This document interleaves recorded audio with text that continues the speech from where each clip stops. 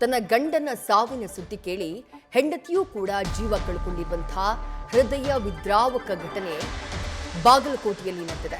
ಸಾವಿನಲ್ಲೂ ಕೂಡ ಒಂದಾಗಿದ್ದಾರೆ ಪತಿ ಶಶಿಧರ್ ಹಾಗೆ ಪತ್ನಿ ಸರೋಜಾ. ಬಾಗಲಕೋಟೆಯ ಬೀಳಗಿ ಪಟ್ಟಣದಲ್ಲಿ ನಡೆದಿರುವಂತಹ ಘಟನೆ ಇದು. 40 ವರ್ಷದ ಶಶಿಧರ್ ಹೃದಯಾಘಾತದಿಂದಾಗಿ ಆಸ್ಪತ್ರೆಯಲ್ಲಿ ಜೀವ ಕಳ್ಕೊಂಡ್ಬಿಡ್ತಾರೆ. ಯಾವಾಗ ಈ ಸುದ್ದಿ ಪತ್ನಿಯ ಕಿವಿಗೆ ಬೀಳುತ್ತೋ 35 ವರ್ಷದ ಸರೋಜಾ ಹೃದಯ ಬಡಿತವೂ ಕೂಡ ಏಕಾಏಕಿ ನಿಂತುಬಿಟ್ಟಿದೆ. ಮನೆಯಲ್ಲಿದ್ದಂತಹ ಸರೋಜಾ ಪತಿಯ ಸಾವಿನ ಸುದ್ದಿಯನ್ನ ಅರಗಿಸಿಕೊಳ್ಳೋಕಾಗದೆ ಆ ಸುದ್ದಿ ಬರ್ತಾ ಇದ್ದ ಹಾಗೆ, ಆ ಸುದ್ದಿ ಕಿವಿಗಪ್ಪಳಿಸ್ತಾ ಇದ್ದ ಹಾಗೆ ತನ್ನ ಹೃದಯ ಬಡಿತವನ್ನೂ ಕೂಡ ನಿಲ್ಲಿಸಿಬಿಟ್ಟಿದ್ದಾಳೆ. ಮನೆಯಲ್ಲಿ ಕುಟುಂಬಸ್ಥರ ಆಕ್ರಂದನ ಮುಗಿಲು ಮುಟ್ಟಿದೆ. ಕುಟುಂಬಸ್ಥರಿಗೆ ನಡೆದಿರುವಂತಹ ಘಟನೆಯನ್ನ ಅರಗಿಸಿಕೊಳ್ಳುವುದಕ್ಕೂ ಕೂಡ ಸಾಧ್ಯ ಆಗ್ತಾ ಇಲ್ಲ.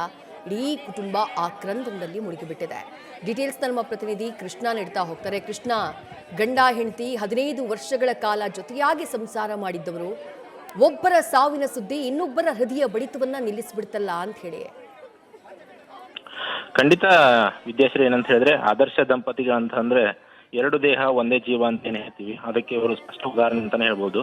ಯಾಕಂತ ಹೇಳಿದ್ರೆ ಪತಿ ಶಶಿಧರ್ ಹೃದಯಾಘಾತದಿಂದ ಆಸ್ಪತ್ರೆಯಲ್ಲಿ ಸಾವನ್ನಪ್ಪಿದ್ರೆ, ಪತಿ ಸತ್ತಿರೋದನ್ನ ಏನು ತಿಳಿದಂತ ಪತ್ನಿ ಏನಿದ್ದಾರೆ ಆಕೆಯೂ ಕೂಡ ಹೃದಯಾಘಾತದಿಂದ ಸಾವನ್ನಪ್ಪಿರುವ ಅತಿ ವಿರಳ ಘಟನೆಯಲ್ಲಿ ಇದೊಂದು ಅನ್ಬೋದು. ಜೊತೆಗೆ ಏನಂತ ಹೇಳಿದ್ರೆ ಇದೊಂದು ಸಾವಿನ ಸುದ್ದಿಯನ್ನು ಕೇಳಿ ಇಡೀ ಊರೇ ಮರುಗುವಂತ ಪರಿಸ್ಥಿತಿ ಈಗಾಗಲೇ ನಿರ್ಮಾಣ ಆಗಿರುವಂತದ್ದು. ಶಶಿಧರ್ 40 ವರ್ಷದ ಶಶಿಧರ್ ಏನಿದ್ದಾರೆ ಅವರಿಗೆ ಅನಾರೋಗ್ಯ ಆಗಿತ್ತು. ಹೀಗಾಗಿ ಅವರಿಗೆ ಆಸ್ಪತ್ರೆಯಲ್ಲಿ ಕೂಡ ಚಿಕಿತ್ಸೆಯನ್ನು ನೀಡಲಾಗ್ತಿತ್ತು. ಆದರೆ ಏಕಾಏಕಿ ಹೃದಯಾಘಾತದಿಂದ ಅವರು ಸಾವನ್ನಪ್ಪಿದ್ರು.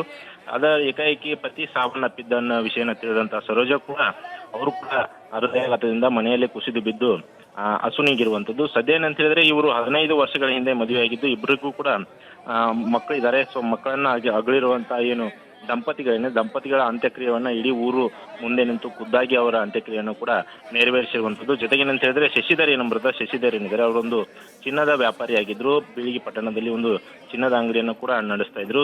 ಸುಂದರವಾದ ಸಂಸಾರವಾಗಿತ್ತು, ಆಗಿತ್ತು. ಇಬ್ಬರು ಸುಂದರವಾದ ಸಂಸಾರದಲ್ಲಿದ್ದಂತ ಇಬ್ಬರು ದಂಪತಿಗಳನ್ನು ಕೂಡ ವಿಧಿ ಒಂದೇ ದಿನ ತೆಗೆದುಕೊಂಡು ಹೋಗಿರುವಂತದ್ದು ಎಲ್ಲೋ ಒಂದು ಕಡೆ ದುರಾದೃಷ್ಟಕರ ಸಂಗತಿ ಅಂತಾನೆ ಹೇಳ್ಬೋದು ವಿದ್ಯಾಶ್ರೀ.